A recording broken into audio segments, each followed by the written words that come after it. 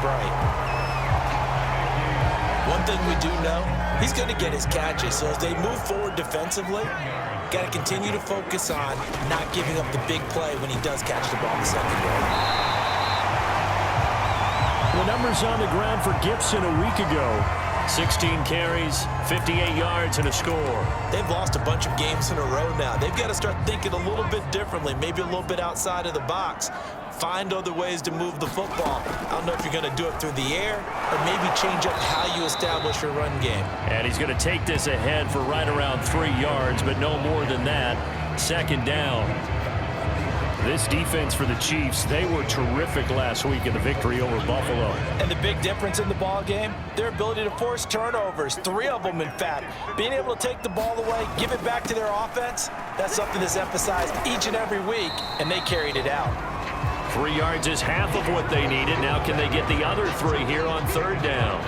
Some of the most unselfish players on any football team, defensive tackles, because we ask them to just eat up blocks and allow other people to make tackles.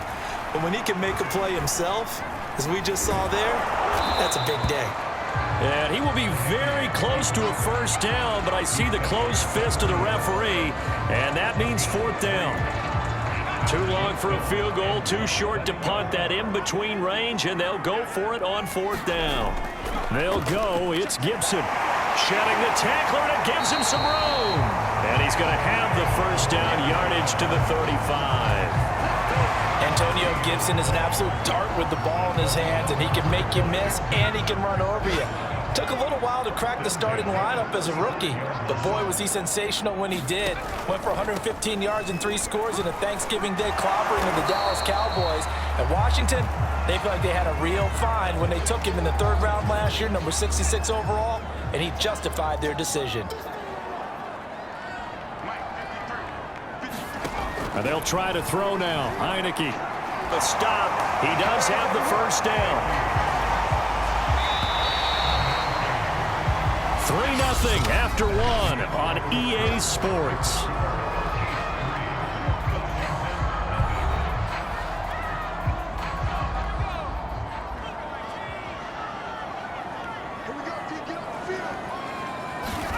Heineke on first down. And he takes a shot on the release as this will be incomplete. So now 2nd and 10 after the incompletion on first down. Heineke. Throw right side is going to be caught by Samuel. They get 7 out of that, so they're left with a 3rd and 3.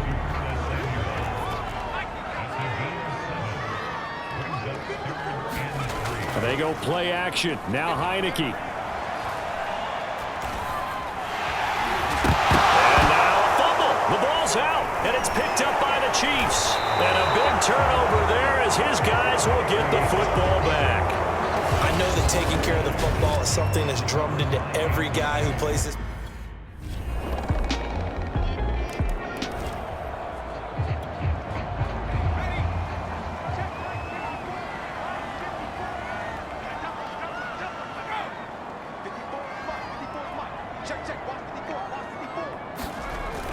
They'll start on the ground with Gibson. A short gain of just over 2 yards as the first half clock dips inside of 3 minutes. Yeah, I don't know if it's exactly a win-win, but if you're on offense, you'll take that kind of a run, all right? It was kind of stacked up, found a little bit of yardage, and frankly, they're pretty close to staying on schedule on offense. The playbook is still open for the coordinator. From the 22, Heineke. That's Samuel, caught left side. And he'll be corralled right around the 34.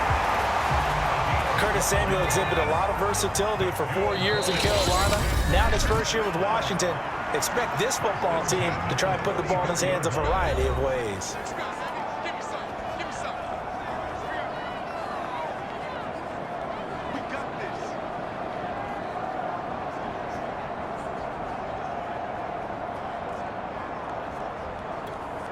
A reminder, once we hit halftime, as we do all season, we'll send it down to Jonathan Coachman in Orlando. He'll have all the stats and scores from games in progress around the NFL. The best multitasker in the business, the coach. And able to get this one across the 45, rolling to his right. And he coughed it up. Eagles have it. They do.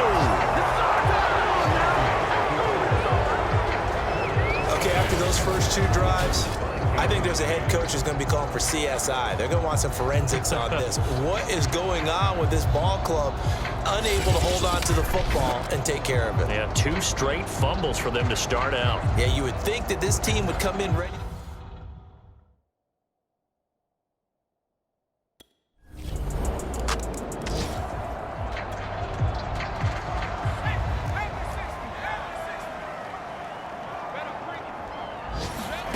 A first down throw for Heineke. And he fumbled it. It's on the ground. And it's picked up by the Chiefs. And they take possession of the football and have it at the 36-yard.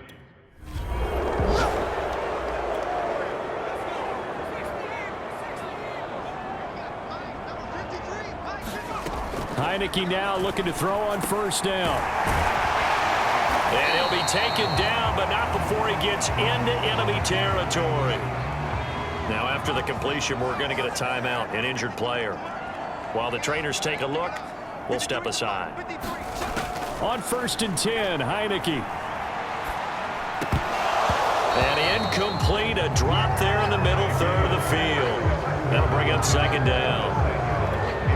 Some of the fans here don't seem too happy about what we've seen in this first half. No, not at all, and I understand why. They've looked lethargic, out of sync, and it shows on the scoreboard. And this throw incomplete. Well, the defender all over him that time, but it's going to lead to 3rd down.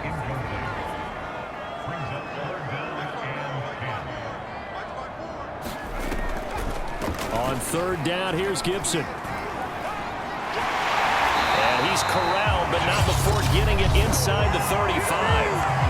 Washington now going to use the first of their 3 timeouts as they stop it here with just under 40 ticks to go in this first half. Heineke to throw it. He gets it to Humphries. And the result here, a pickup of 8. Leaves him with 2 to go on 2nd down.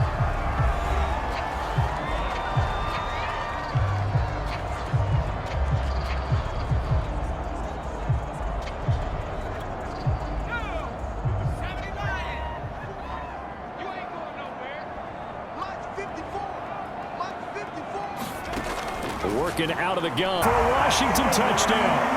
Cam Sims, his first touchdown on the year.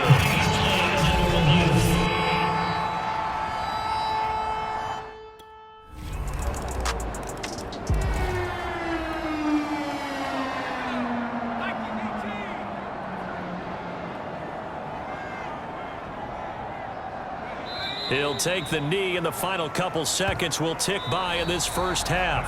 So we've reached halftime with the visiting Chiefs on top. As we'll send you down the coast now to Orlando, that's where we find Jonathan Coachman, ready with our EA Sports Halftime Report.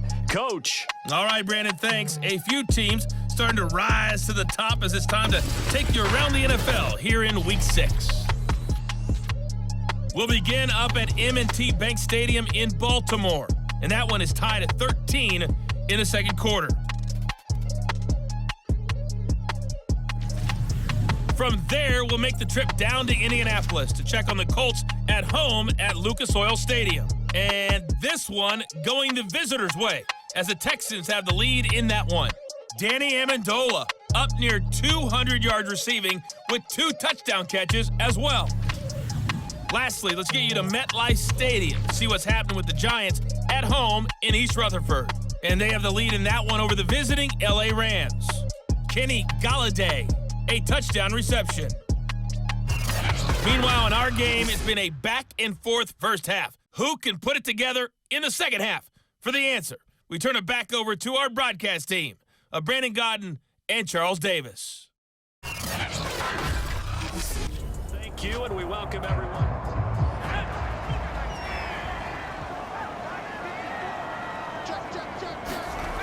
Off the play fake, Heineke. They'll roll him out right. And he slides and covers up at the end as he's going to be able to pick up decent yardage. The improv on the scramble there gets him 6, and it'll be 2nd down.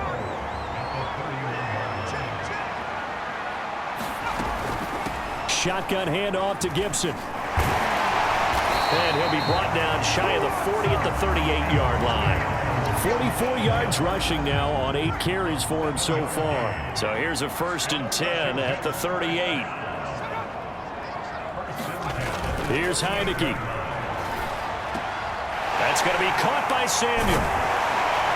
And they'll get him down after a pickup of 8, 2nd and 2.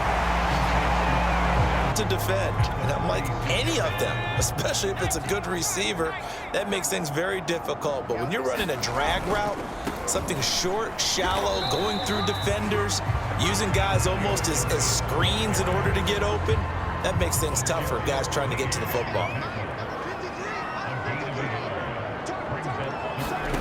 On 3rd and 1, here's Heineke. And that is incomplete. Well, the passing windows are just not there, and that's just another example of how great this defense has been all game long. And that's exactly what a top 10 defense can do. They can really change the game tempo and frustrate you as you try to execute offensively. And the punt over the side in the air, and the spot will be inside the 35.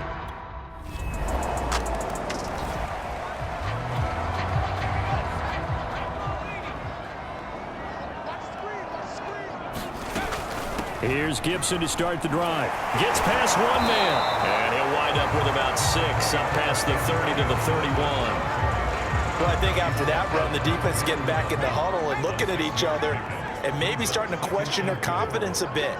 They gave up a significant run, 6 yards, and now you're saying to yourself, how do we stop them? And do I have enough confidence to make a play?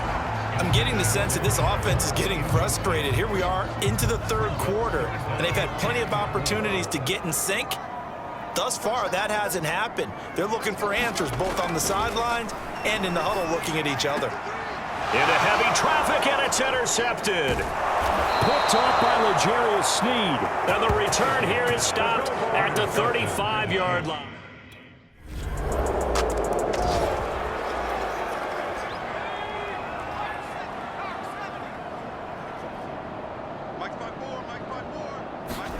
Trying to shake off the interception. He'll look to throw. Going to throw right side here. Complete. And he's upended at the 33 following a good pickup of 8. Here's a 2nd and 2 now from the 33. A handoff for Gibson. 2nd and 2 is prime time for a little bit of a gamble, isn't it? Open up the playbook, go play action, toss that bad boy deep. But in this situation, go ahead and give it to your back. Let him pick up a 1st down, keep the sticks moving. And that is going to do it for this 3rd quarter of action. We'll return with more after this break. You're watching the NFL on EA Sports. From the gun, Heineke. Over the middle, complete to Samuel. And he'll be stopped right at midfield.